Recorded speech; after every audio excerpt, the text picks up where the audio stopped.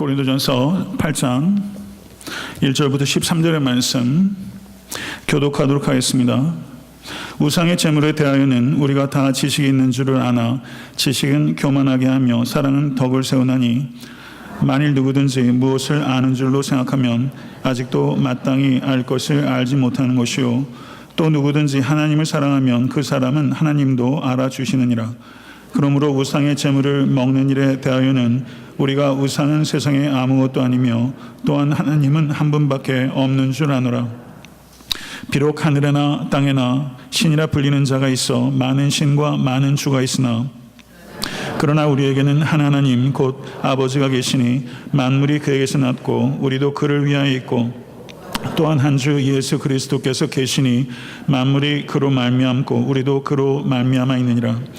그러나 이 지식은 모든 사람에게 있는 것은 아니므로 어떤 이들은 지금까지 우상에 대한 습관이 있어 우상의 죄물로 알고 먹는 거로 그들의 양심이 약해지고 더러워지느니라. 음식은 우리를 하나님 앞에 내세우지 못하나니 우리가 먹지 않는다고 해서 더 못 사는 것도 아니고 먹는다고 해서 더 잘 사는 것도 아니니라. 그런즉 너희의 자유가 믿음이 약한 자들에게 걸려 넘어지게 하는 것이 되지 않도록 조심하라. 지식이 있는 내가 우상의 집에 앉아 먹는 것을 누구든지 보면 그 믿음이 약한 자들의 양심이 담력을 얻어 우상의 제물을 먹게 되지 않겠느냐.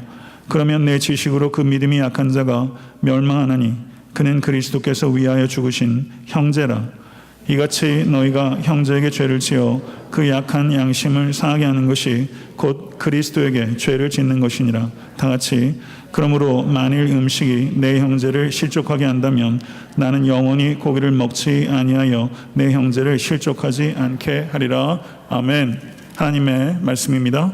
저는 오늘 본문의 사도 바울이 우상에 바쳐진 제물을 먹지 말라, 그 이유는 사도행전 15장에 예루살렘 공의의 결정이 그러하기 때문이다 라는 식으로 억압하지 않고 이 문제를 매우 세심하게 논리적으로 설명하고 그리고 양쪽을 잘 권면해서 이 문제를 아름답게 명판결을 하는 것과 같은 그 같은 모습을 저는 오늘 고린도전서 8장에서 보기 때문입니다. 올 한 해 한번 여러분 개인의 삶과 그리고 애들한테 섬기는 교회라는 공동체의 삶에서 이 법정에서와 같이 지식이 사랑으로 표현되는 모습, 지식이 사랑으로 표현되는 모습이 그 흐뭇한 광경이 얼마나 우리의 사적인 영역과 공적인 영역에서 연출되었는지에 대해서 오늘 말씀을 통해서 한번 되돌아볼 수 있게 되길 바랍니다. 고린도 교회에 여러 문제들이 있었는데 그 중에 가장 심각한 문제들 가운데 하나가 바로 우상에게 드려진 제물을 먹을 것인가 말 것인가 쉽게 판결하기 어려운 문제입니다. 이것에 대해서 사도 바울은 명판결을 하고 있습니다. 우리가 그의 판결이 얼마나 세심하고 그리고 명확했는지에 대해서 이해하기 위해서 우리는 당시의 역사적, 문화적 배경에 대해서 이해해야 될 필요가 있습니다. 2세기 중반에 파우사니우스라는 사람이 그리스 이야기라는 책을 썼는데 그곳에 고린도 도시의 중앙시장에 대해서 언급하고 있습니다. 이 중앙시장을 설명하면서 중앙시장을 중심으로 제우스, 포세이돈, 아폴론, 디오니소스, 바쿠스, 아르테미스, 포르투나, 아프로디테, 헤르메스의 신전들과 신상들이 이 중앙시장을 중심으로 반경 150야드, 약 140m 안에 집중적으로 위치하고 있었다. 이것이 2세기의 기록인 것을 볼 때 분명히 성경시대에도 거의 비슷한 장면을 연출하고 있었을 것입니다. 신전에 바쳐진 수많은 제물들 가운데 일부는 태워졌고 그리고 상당량이 제사장들에게 주어졌고 그리고 일부의 고기들이 예배자들에게 돌려졌습니다. 제사장들은 남은 고기들을 시장에 유통시켰고 그리고 고린도 광장 그 아고라를 중심으로 있는 신전들은 말하자면 일종의 육류 도매상의 역할을 했던 것입니다. 그래서 고린도 도시 내에서 유통되는 고기들의 거의 대부분이 아마도 이 신전에서 흘러나온 것이었을 것입니다. 그래서 그리스도인들이 우상에 드려진 제물을 피하기 위해서는 매우 신중하게 살피지 않으면 그것은 매우 어려운 일이었을 것이다. 이렇게 우리는 생각할 수 있죠. 고기를 받은 신전의 예배자들은 신전에 딸린 식사 장소에서 사람들을 초대해서 만찬을 하거나 혹은 받은 고기를 가지고 집으로 와서 사람들을 초청해서 만찬을 벌였습니다. 그리고 분명히 고린도 교회의 수많은 그리스도인들이 이 신전이나 가정의 만찬으로 초대되었을 것입니다. 고린도 교회는 소수의 유대인들과 다수의 이방인 그리스도인들로 구성된 교회입니다. 유대인 그리스도인들 가운데 거의 대부분은 우상에게 제물로 드려진 고기는 먹을 수 없다. 심지어 도축 과정이 불분명한 고기들도 아예 먹지 말아야 된다라는 입장을 가지고 있었습니다. 그리고 그와 같은 그 소수의 유대인 그리스도인들의 입장에 동조하는 이방인 그리스도인들도 교회 내에 있었을 것입니다. 이들은 우상에게 드렸던 제물은 이방 신을 향한 기도까지 더해졌기 때문에 그 고기는 완전히 더럽혀진 고기이고, 그것을 먹는 것은 곧 우상 숭배에 참여하는 것이 되고 하나님께 심각한 죄를 범하는 것이다 라는 두려움을 가지고 있었던 것입니다. 바울은 8절과 9절과 10절에서 우상의 제물을 먹어서는 안 된다는 입장을 가지고 있는 사람을 약한 자들이라고 표현하고 있습니다. 약한 자들이란 믿음이 아예 없는 사람을 의미하는 것이 아니라 연약한 믿음을 갖고 있는 사람입니다. 연약한 믿음을 가지고 있다는 뜻은 이들이 구원의 핵심적인 진리를 모르는 사람들이란 뜻이 아닙니다. 구원의 핵심적인 진리를 구체적인 삶의 정황 속에 적용하기에는 역량이 부족한 사람들, 그 사람들을 약한 사람들이라고 했던 것이죠. 그런데 문제는 고린도 교회에 이와 같이 믿음이 연약한 자들을 업신여기는 강한 사람들이 있었다는 것입니다. 이들은 믿음이 약한 사람들이 제물에게 드려진 음식에 대해서 갖는 엄숙주의를 어리석다고 비웃었습니다. 그리고 이방인들이 초대하는 교제의 자리에 나아가지 않게 되면 결과적으로 그것은 잠재적인 전도 대상자를 회피하게 되는 것이고, 그것은 그야말로 불필요한 고집이고 지나치게 방어적인 태도라고 격렬하게 비난하였던 것입니다. 그리고 그들은 예수 그리스도께서 가져다 주신 자유를 손상시키는 편협한 것이라고 흥분했던 것입니다. 그런데 강한 자들은 지식에 있어서 강했을 뿐만 아니라 그들은 고기를 먹을 기회를 자주 접했던 사람들이 틀림없기 때문에 그들은 경제적으로도 사회적으로도 강한 위치에 있었던 사람들입니다.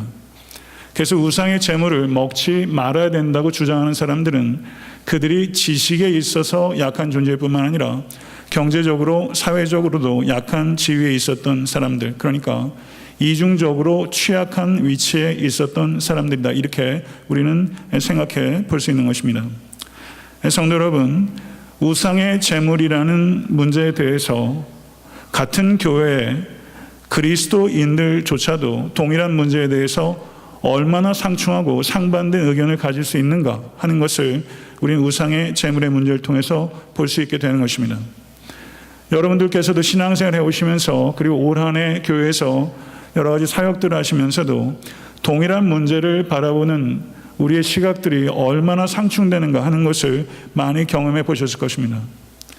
사도 바울은 고린도 교회가 가지고 있는 이와 같은 심각한 분열상을 들었고, 그리고 이것에 대해서 목회적으로 성경적으로 그들에게 조언해야 될 필요성을 느꼈던 것입니다.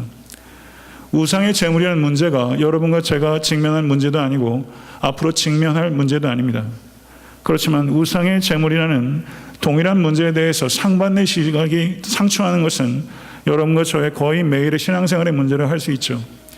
이것에 대해서 우리가 어떻게 성경적 입장을 가질 수 있는가 하는 것에 대해서 오늘 말씀을 통해서 깊은 깨달음을 얻으실 수 있게 되기를 바랍니다. 1절의 말씀을 한번 보시죠. 1절의 말씀을 보게 되면 우상의 제물에 대하여 우리가 다 지식이 있는 줄을 아나, 이렇게 언급하겠습니다. 저는 이 부분을 주의 깊게 읽었던 적이 사실 없습니다. 그런데 우리가 다 지식이 있는 줄을 아나. 그런데 7절 말씀 보시죠. 그러나 이 지식은 모든 사람에게 있는 것이 아니므로, 이 지식은 우리 모두 다에게 있는 것이 아니므로 라고 말하고 있기 때문에 1절의 내용과 7절의 내용은 상충합니다. 그렇다면 우리가 다 지식이 있는 줄을 아나 라는 말은 바울 자신의 생각이 아니라 고린도 교회의 강한 자들의 생각을 바울이 인용한 것입니다. 바울은 우리가 다 이 지식이 있다고 말하면서 자신의 생각이 마치 우리 전부의 생각인 것처럼 과장하고 강요하는 이 강한 자들의 태도에 대해서 지금 폭로하고 있는 것이다, 이렇게 볼 수 있는 것입니다. 간혹가다 저에게 상담하러 오시는 분들이 계신데 어떤 문제에 대해서 이야기할 때 그것이 교회 전체의 흐름이나 분위기인 것처럼 얘기하실 때가 있어서 간혹 제가 그 말씀 중에 제가 여쭙는 경우가 있어요. 그게 집사님 생각입니까? 아니면 그 부서 전체의 생각입니까? 아니면 목장 전체의 생각입니까? 제가 그렇게 물을 때가 있어요. 여러분과 저에게는 이와 같이 내 주장의 합리성을 주장하기 위해서 마치 우리 다 그렇게 생각하는 것처럼 얘기하는 습성이 우리에게 있다는 것이죠. 그 다음에 이어지는 말씀을 보겠습니다. 사도 바울은 강한 자들의 이와 같은 주장에 급제동을 겁니다. 그리고 말하기를 지식은 교만하게 하며 사랑은 덕을 세우나니 라고 말하고 있습니다. 여기서 우리가 주의 있게 살펴야 되는 것은 사도 바울은 지식 자체에 대한 거부감을 이야기하는 것은 아니라는 것입니다. 사도 바울은 지식 자체에 대한 거부감을 이야기하는 것이 아니라 지식이 가지고 있는 위험성을 이야기하는 것입니다. 지식의 특징 가운데 하나는 쉽게 교만을 낳는다는 것입니다. 많은 지식이 지나친 자신감을 불러일으키고 많이 알지 못하는 사람들을 쉽게 무시하게 합니다.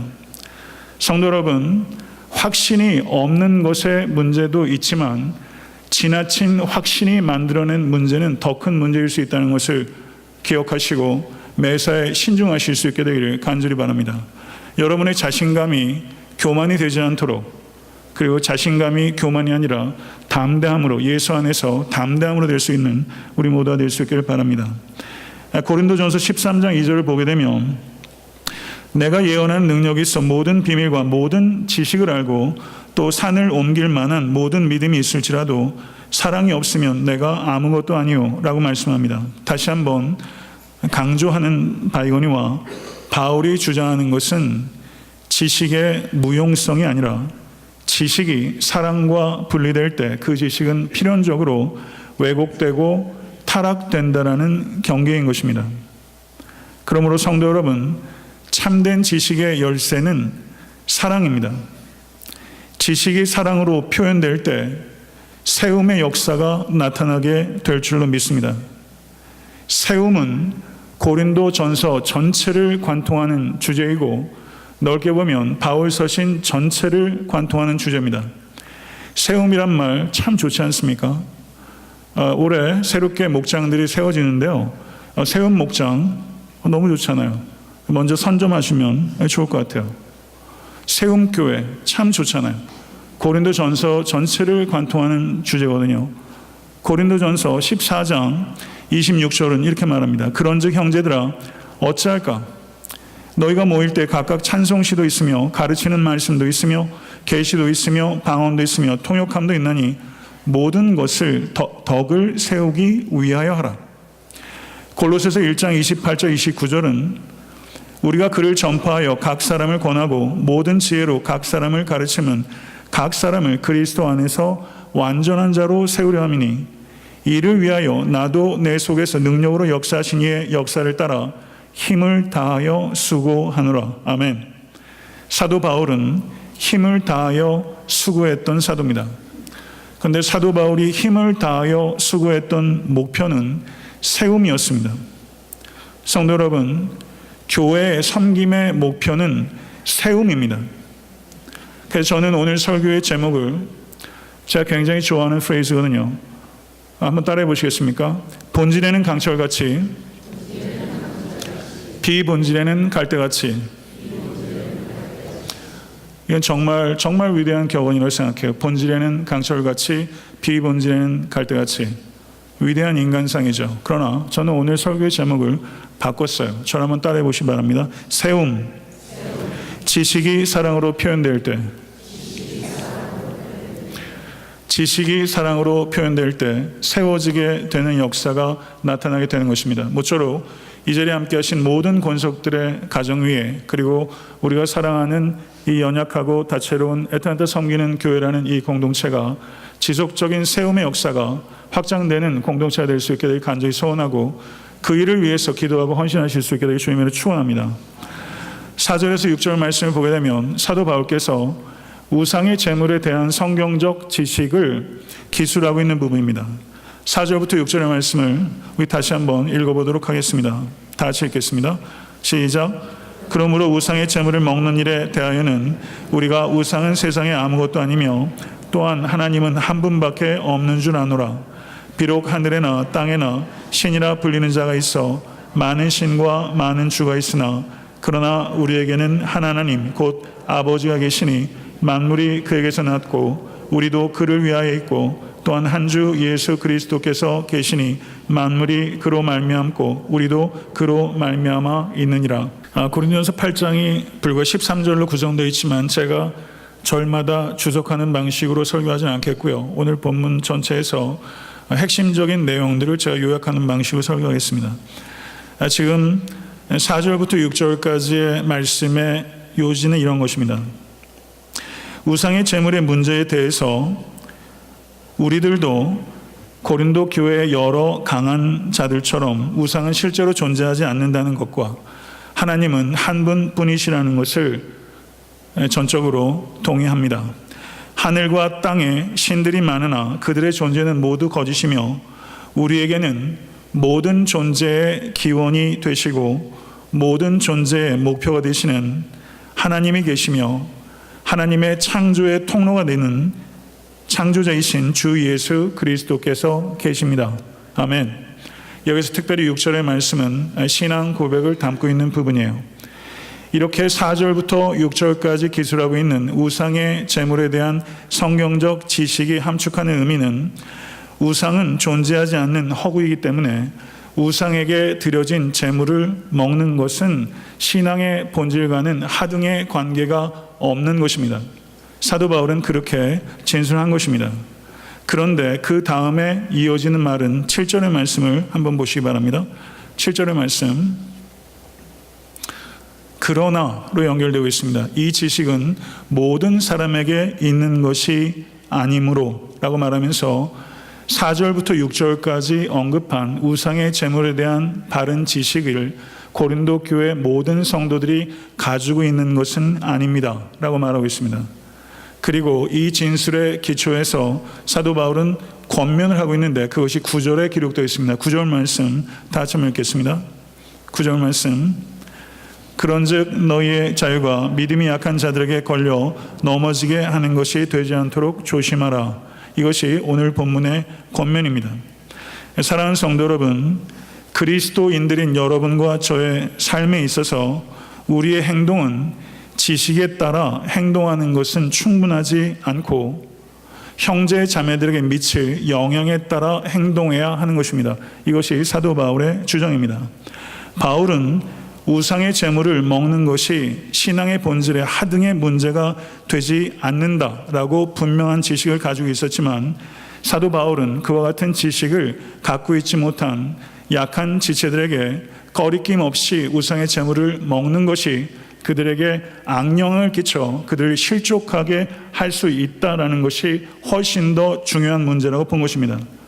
성도 여러분, 그렇기 때문에 단순히 이것이 옳으냐 그르냐 하는 것에 따라서 행동하는 것은 매우 미성숙하고 불충분한 것이라는 것을 사도 바울은 우리에게 이야기하고 있는 것입니다. 10절의 말씀을 보게 되면 이와 같이 지식이 사랑으로 표현되지 않을 때 공동체에 어떠한 악영향을 끼칠 수 있는지를 언급하고 있는 것이 10절의 말씀입니다. 10절의 말씀을 보겠습니다. 지식이 있는 내가 우상의 집에 앉아 먹는 것을 누구든지 보면 그 약한 자들의 양심이 담력을 얻어 어찌 우상의 재물을 먹게 되지 않겠느냐. 그러면 내 지식으로 그 약한 자가 멸망하나니 라고 사도 바울이 사랑으로 표현되지 않는 지식의 폐해를 언급하고 있습니다. 여기서 멸망하나니라고 번역되고 있는 성경 언어가 아폴룸이라는 단어인데 주의해야 될 것은 여기서 이 멸망은 지옥을 이야기하는 것이 아닙니다. 1절에서 사랑은 덕을 세우나니 라고 언급했습니다. 여기에서 멸망하나니라고 하는 이 단어는 세우나니라는 단어와 대조가 되는 단어로서 무너뜨린다라는 의미로 해석할 수 있는 것입니다. 지식을 갖고 있는 성도의 꺼리낌 없는 자유가 지식을 갖고 있지 못한 연약한 자들에게 꺼리낌이 될 수 있다고 사도 바울은 언급하고 있는 것입니다. 그리고 11절에서 이 연약한 자들이 누구인가에 대해서 사도 바울이 언급하고 있는데, 그 연약한 자들이 그리스도께서 위하여 죽으신 형제다라는 관점을 이야기하고 있는 것입니다. 11절과 12절 말씀을 보도록 하겠습니다. 제가 읽겠습니다. 그는 그리스도께서 위하여 죽으신 형제라. 이같이 너희에게 형제에게 죄를 지어 너희가 형제에게 죄를 지어 그 약한 양심을 상하게 하는 것이 곧 그리스도에게 죄를 짓는 것이니라.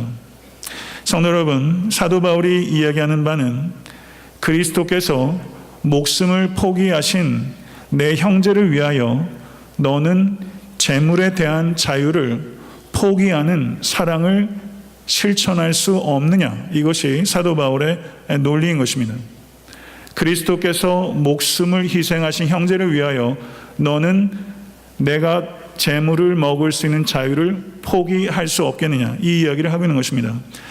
간단하게 사도 바울의 논지를 요약해서 말씀드리면, 바울은 우상의 재물을 먹는 것 자체가 죄라는 것이 아니라 개인의 자유를 포기하지 않음으로써 약한 자의 양심을 상하게 하는 이기심, 그것이 죄다라고 언급하고 있는 것입니다. 로마서 14장 14절에서 15절은 내가 주 예수 안에서 알고 확신하노니 무엇이든지 스스로 속된 것이 없으되 다만 속되게 여기는 그 사람에게는 속되니라. 만일 음식으로 말미암아 내 형제가 근심하게 되면 이는 내가 사랑으로 행하지 아니함이라. 그리스도께서 대신하여 죽으신 형제를 내 음식으로 망하게 하지 말라. 이 로마서 14장 14절과 15절의 요점은 정확하게 오늘 본 말씀 고린도서 8장의 말씀과 동일한 것입니다. 성도 여러분, 지식은 사랑에 의해서 통제되고 표현되어야 한다는 것을 잊지 않으실 수 간절히 축원합니다. 사랑이 없는 지식은 사람을 죽이고 사랑으로 표현되는 지식은 사람을 살립니다. 사랑이 없이 내뱉는 옳은 말, 사랑이 없이 하는 옳은 행동, 그것이 사람을 그리고 가정과 공동체를 치명적으로 상하게 할 수 있다는 것을 경계하실 수 있는 여러분과 제가 될 수 간절히 축원합니다. 성도 여러분, 우리 그리스도인들의 모든 행동의 궁극적인 근거는 지식이 아니라 사랑입니다. 내가 예언하는 능이 있어 모든 비밀과 모든 지식을 알고 또 산을 옮길 만한 모든 믿음이 있을지라도 사랑이 없으면 내가 아무것도 아니요 라고 말씀한 것을 깊이 새기십시오. 사랑이 없는 지식, 그것은 아무리 넓고 깊어도 공허한 것입니다. 그리고 사도 바울은 최종적으로 고린도 교회의 분열적 상황에 대해서 자신의 입장을 정리하고 있는 것이 13절의 말씀입니다. 13절의 말씀 다 같이 합독하도록 하겠습니다. 그러므로 만일 식물이 내 형제로 실족해 하면 나는 영원히 고기를 먹지 아니하여 내 형제를 실족치 않게 하리라. 이 말씀은요, 약한 자를 가르쳐서 약한 자들을 바꾸려 하지 말고 강한 자가 약한 자를 위하여 자신을 바꾸라. 이것이 사도 바울의 가르침입니다. 강한 자가 자신의 자유를 제한하고 약한 자를 배려하라.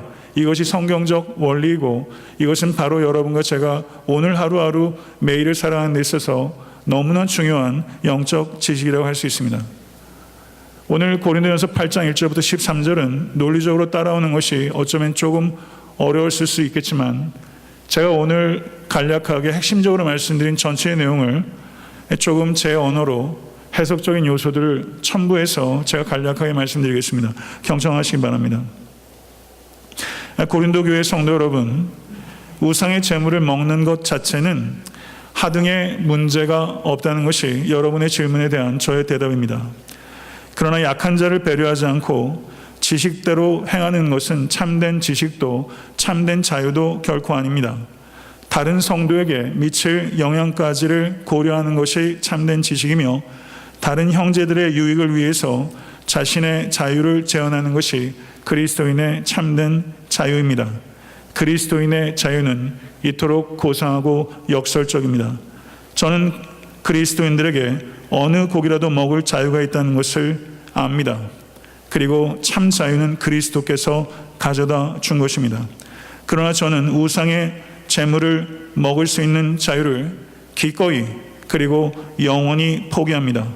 제게 중요한 것은 우상의 재물을 먹을 수 있느냐, 먹을 수 없느냐 하는 것이 아니라 고기를 먹는 행위가 주께서 사랑하신 형제들에게 유익이 될 것인가, 해가 될 것인가 하는 것입니다. 이것이 여러분과 제가 그리스도인들이 생각해야 되는 초점인 것입니다. 개인의 자유보다 더 큰 틀인 형제의 유익과 하나님의 영광이라는 관점에서 우리는 이 문제를, 그리고 모든 문제를 살펴보아야 하는 것입니다. 약한 자의 약점을 담당하고 그들을 기쁘게 하기 위하여 삶을 이끌어 가십시오. 나 바울은 지식적으로는 우상의 재물을 먹는 것이 하등의 문제가 없다는 것을 다시 한번 분명하게 밝히며, 그러나 실천적으로는 우상의 재물을 형제를 위하여 먹지 않기로 결단하는 것이 옳은 것이라는 것을 밝히는 바입니다. 부디 교회의 분열을 멈추고 사랑으로 표현되는 지식으로 세워지는 공동체를 이끄는 길에 모두 힘을 합해 주십시오. 이것이 사도 바울이 언급하는 내용이에요. 성도 여러분, 이 사랑과 지식의 관계, 우린 이 관계에 대해서 깊이 숙고하지 않습니다. 사랑과 지식의 관계에 대해서 고린도전서 8장만큼 명확하고 논리적으로 뜨겁게 선포하고 있는 진리의 말씀을 저는 다른 곳에 찾을 수 없다고 생각합니다. 모쪼록 이 말씀을 깊이 신중하게 생각하시고 사랑과 진리가 여러분 안에서 결합되어 갈 수 있다면 여러분의 가정과 그리고 교회는, 그리고 여러분이 속한 모든 삶의 영역에서 얼마나 선하고 아름답고 능력 있는 열매가 풍성하게 맺혀지겠습니까? 세움이란 단어를 기억하십시오. 지식을 사랑으로 표현할 때 세워지는 역사가 나타나게 될 줄로 믿습니다. 이 세움의 역사를 부디 경험하시는 모든 성도 되실 수 있게 되기를 우리 주 예수 그리스도 이름으로 간절히 축원합니다. 기도하겠습니다. 존귀하신 아버지 하나님, 이 땅의 모든 것들이 허물어지는 것처럼 보여주는 이 시대에 사랑과 진리를 결합함으로, 진리를 사랑으로 표현함으로 세워지는 역사를 이룰 수 있다는 것을 오늘 사도 바울의 아버지 하나님 말씀을 통해서 깨닫게 하시니 감사합니다. 이 말씀을 우리가 영혼의 신비 가운데 새기고 성령에 의지하며 기도하면서 매일매일의 다채로운 선택의 순간에 이 두 가지를 결합하는 지혜자가 될 수 있도록 인도하여 주시옵소서. 예수 그리스도 이름으로 간절히 기도드리옵나이다. 아멘.